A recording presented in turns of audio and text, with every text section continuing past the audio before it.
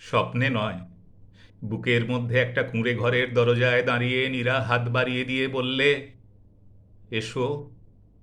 তারপর আমি মাঠে মাঠে ঘুরছি, রোদ্দুরে ঝলসে যাচ্ছে কপাল কিংবা বৃষ্টি ভিজে সপসপে, ভয় দেখাচ্ছে জ্যাঠামশাইয়ের বকুনের মতন মেঘের হুঙ্কার। চটি ছিঁড়ে যাক, পায়ে কাঁটা ফুটুক, কিচ্ছু আসে যায় না। আমি শুধু শুনতে পাচ্ছি দুটি মাত্র অক্ষরের পরম বাংময়তা, যেন মহাকাশের সঙ্গীত হাট করে খুলে যাচ্ছে দুনিয়ার সব দরজা। গভীর অরণ্য থেকে ভোরবেলায় আলো এসে বলছে, এসো। এইমাত্র জন্ম হলো যে ঝর্ণা, সে বলছে, এসো। মধ্যরাত্রির আকাশের শান্ত নীরবতা বলছে, এসো।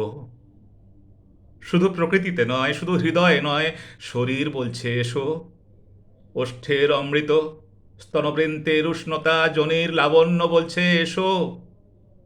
আরো পরে, আরো গভীরে, যেখানে সময়ের সঙ্গে মিশে আছে চিরকালের শূন্যতা, সেখান থেকেও ডাক শুনতে পাচ্ছি, এসো।